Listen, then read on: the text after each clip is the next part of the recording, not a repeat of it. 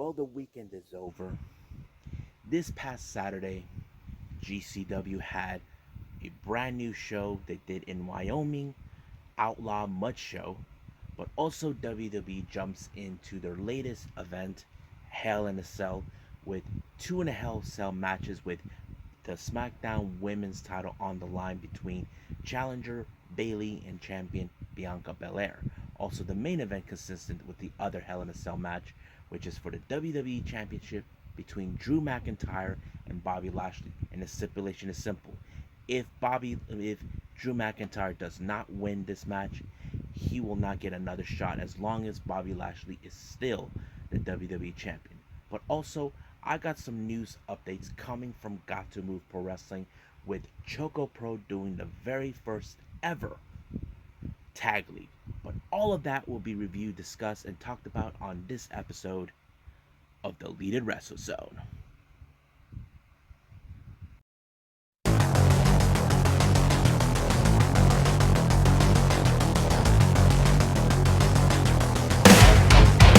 Are you ready? Get up, get up! Get up, get up!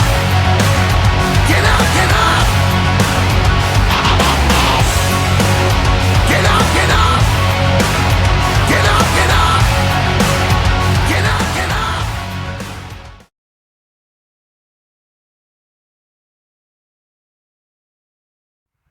Welcome everybody to Deleted Wrestle Zone. All things that it's pro wrestling with AEW, NXT, New Japan Pro Wrestling, Impact Wrestling, the National Wrestling Alliance, various promotions, wrestlers, matches, and championships.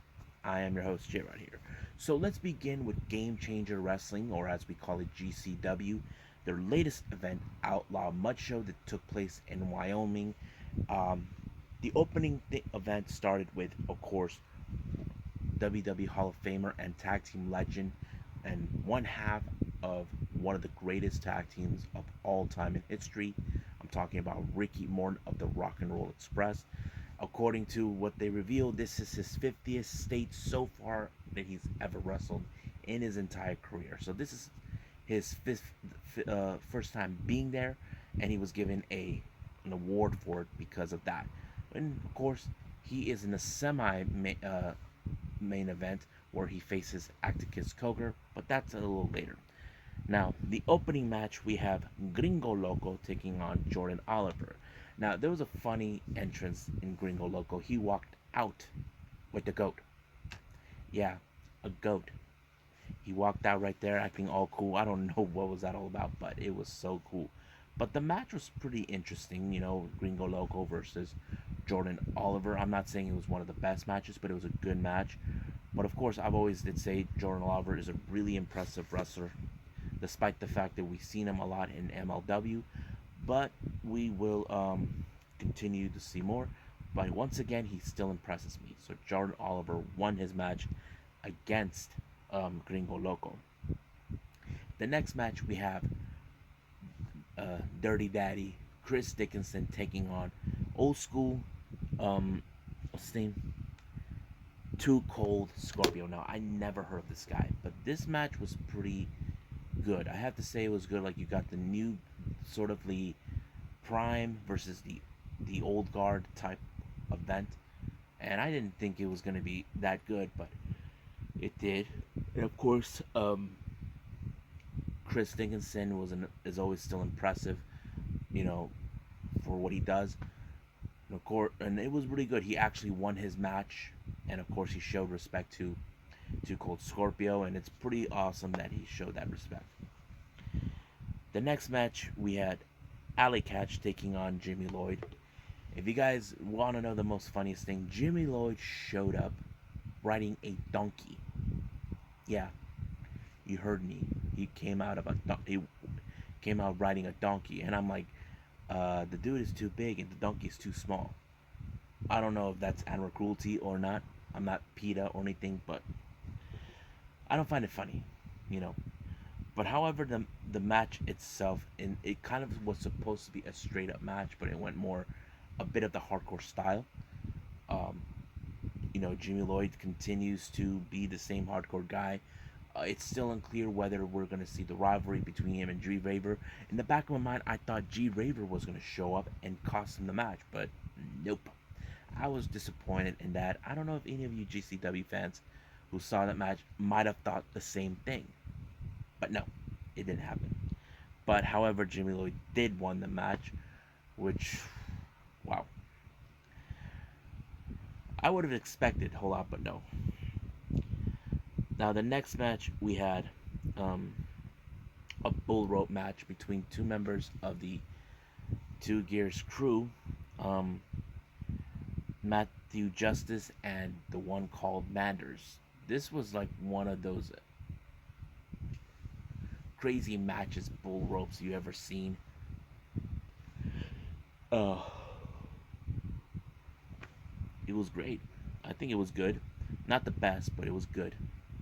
But of course, Manders came on top on this one. It was like, whew, I would have expected Matthew Justice, but no, it didn't. Next match, we had Effie taking on Warhorse. Yes, I like to call Warhorse the modern day version of Ultimate Warrior.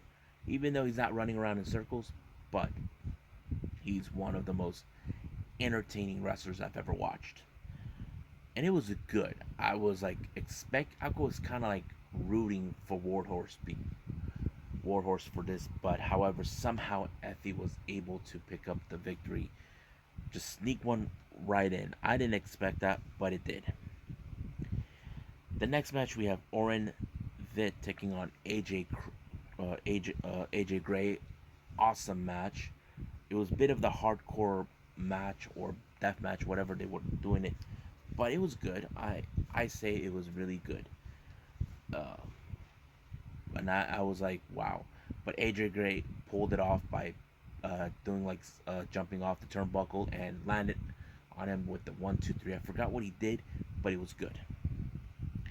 Next match is Acticus Coger of 44-0, who was a real mean SOB, decided to take on Ricky Morton, who is a legend. He has no respect for nobody. And it was like, you would have expected somehow that Acticus was going to make sure that Ricky Morton is out and about and tell him, stay home, old man. But however, Ricky Morton sneaked one out. He put him in the inside cradle, and 1, 2, 3 was over. But Acticus wouldn't take that for now. He wanted to hurt Ricky Morton in the post match, but however, Joey Janela comes out to his rescue, and then he challenged Acticus at Homecoming. So basically, we may see that match soon. Now we get to the main event, which was the GCW World title between Mance Warner and champion Nick Gage. Man, this match was so intense. Total hardcore deathmatch style. I mean, these two guys are two of the most popular wrestlers in GCW. And if you guys don't know what I mean, go check it out. But however, it was when Nick Gage set um, the door on fire and make Mance Warner pen down, and 1, 2, 3, it's over. However, in the post match, Nick Gage hasn't forgotten about Matt Cardona, or as he still call him, Zack Ryder. So basically, his little feud with them is far from over, but we are expecting to see that match at Homecoming. So let's move on with Hell in a Cell.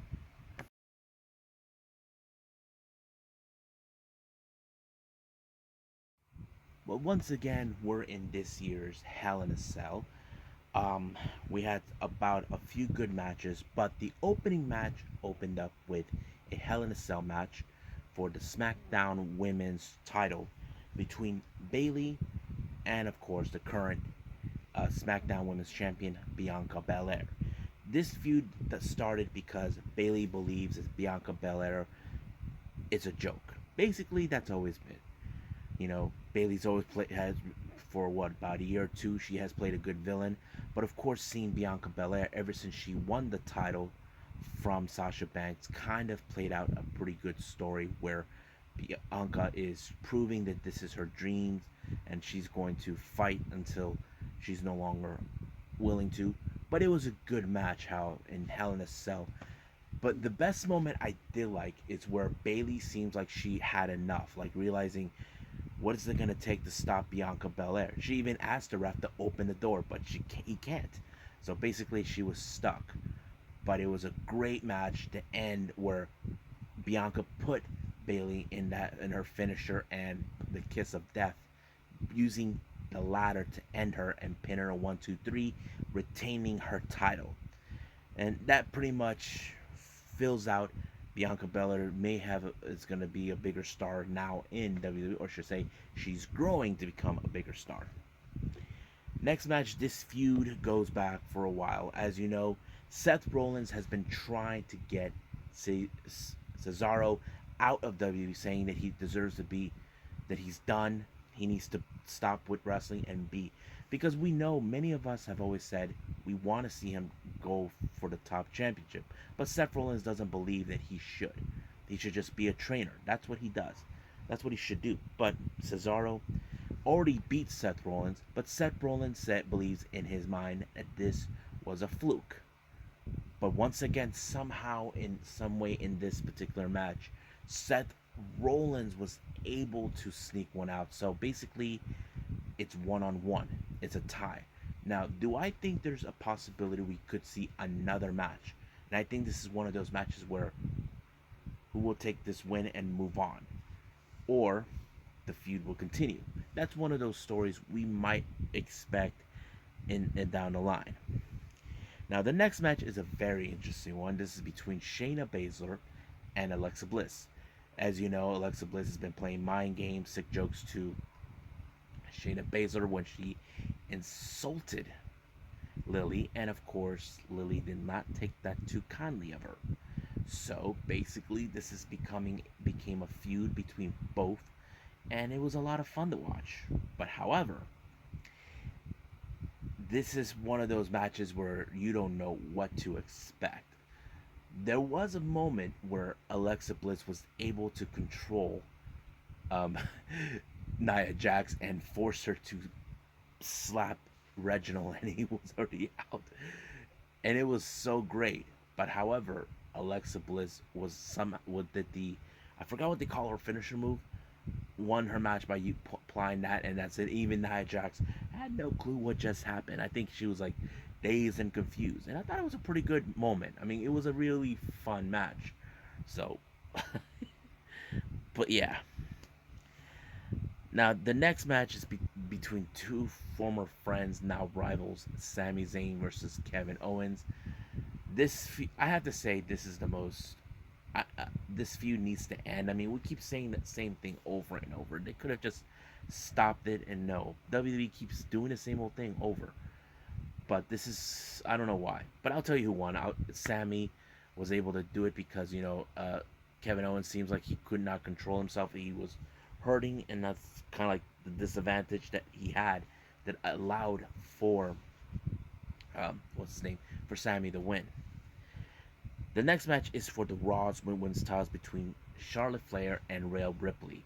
This match was so intense, so brutal, because you have the Queen who is trying to regain what rightfully belongs to her, and you got the Nightmare who made her debut at WrestleMania, finally getting a shot of the Raw's Women's title from Asuka. It was one of the best moments of it. But I have to say, Rhea Ripley has always been one of the most impressive wrestlers I've ever seen.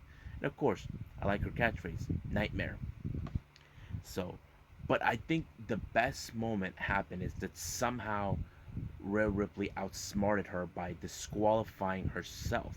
Charlotte Flair won the match, but however, Rhea Ripley retained the title by disqualification, and I think this was not the outcome that the Charlotte Flair wanted. But do we think this is going to be the end of it? Answer to that is no. So we don't know when will this feud continue, or is it gonna still continue? Because that's something that we've been seeing. We know we've been seeing rivalries and feuds keep repeating itself for a long time, and I think many people may get sick and tired of it, but we'll see where they're gonna go with that. And finally, this is another Hell in a Cell match. This is for the WWE Championship between Drew McIntyre and Bobby Lashley. Now, keep in mind, if Drew McIntyre does not win this match, he will not get another shot of this title. Now, the match was so good. Like, you can tell that would have been one of those moments where Drew McIntyre would have won the match. But however, that Weasel MVP got in the cage and cost Drew McIntyre the match, and there's nothing he can do to stop it. Basically, Drew McIntyre got screwed. Now, if I was Drew McIntyre, I would take out MVP and let the next challenger deal with Bobby Lashley to ensure he gets the title shot. But however, Drew McIntyre could find another way, unless they're doing another number one contendership or a battle royale. So, my opinion, do I think this Hell in a Cell was good? It was good. I mean, I feel like right now, like I said, the feuds between Sammy and Kevin Owens, it should have stopped. And I just hope they don't repeat more of the feuds over and over, because sometimes it gets a little boring. And I really want to see new feuds, but you know how WWE is. That's always been the case. But for now, I say it was a good show. I really enjoyed it. But sadly, we did not. I know many fans were probably disappointed that the match between Rey Mysterio and Roman Reigns was not added to this main event. It was put on SmackDown, but it was a real disappointing. But you know how WWE, they make certain dumb things and they kind of mess things up. If you guys may have heard or not, the USA Network were not too pleased with the idea, but they have to answer that. But for now, I think that's it we got with WWE. So let's go with the news updates.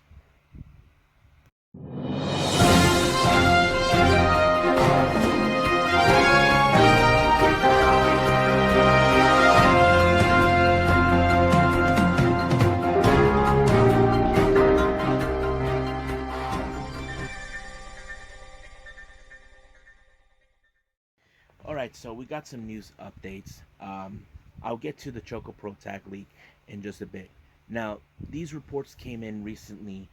One regarding of Shayna. As you know, she was part of AEW from 2019 all the way to this year. However, we did know the reasons. We found out that recently she was released from the company, but however, her contract was not renewed.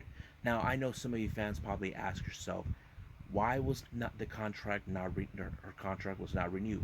Well, it was reported by Fightful Select that apparently Shayna when she came back, she began to mistreat the enhancement talent, the talent who are currently in the independents, but working with AEW. So they were saying that she was mistreating them, and yet it allowed her not to be renewed her contract, and she's no longer with the company. Now, you probably say that's kind of harsh that they decided not to sign or give her any disciplinary action. You got to remember, AEW are a very more of a tolerant company. If you guys recall, Evilise was no longer in service with AEW due to the fact that she had backstage heat with the coaches in the back. So they will not tolerate this type of behavior by anybody who's working. It doesn't matter if it's referee, wrestler, or crew member. It doesn't matter. This is not a good thing to watch.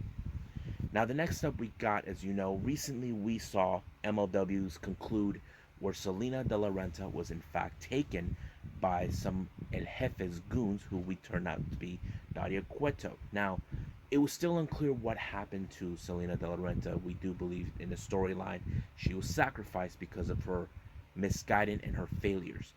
Recently, reports have come in by Fightful Select once again that, of course, she was spotted at the Performance Center last week. Dave Meltzer did noted that WWE did have interest in her while she was still working with MLW. So it did conclude that MLW and Salina de la Renta actually parted ways. Now, you probably say to yourself, are we going to see her as a manager or as a wrestler? Well, the thing is, the wrestling part of her, I know I was fully aware she did mention that she hurt her knee, but it's still unclear whether if she's cleared to wrestle or she's going to still play manager. Because personally, for me, I feel like she has played a very good manager, well, a villain manager, and I think maybe that is why they want her. If that was the case, I'm all for it. I just hope they don't mess things up for her, because that's the last thing I want to hear. Now, the last thing of these news updates, as you know, I've been watching ChocoPro, which is Gatoh Move's event that they do. They just announced in a press conference about a tag league that they do. Now, this is exactly what um, they decided to sue, according to Emi Sakura, that this is a special event that has never been seen on the show or in Gatoh Move itself. The initial announcement has added fans and potential newcomers a buzz, but coming out of the press conference, there's several key details to know before the newly named Choco Pro One of a Kind Tag League. Now, Sakura expanded on why the name Choco Pro One of the Kind League was decided. With many tag league tournaments in wrestling, numerous were afloat around. However, Sakura believed there were unique aspects about Choco Pro that our promotions lacked, such as exclusively digital nature. Gatoh Move previously held the Go Green Curry tournament, which featured mixed teams. However, this will not be the tournament, rather a tag league.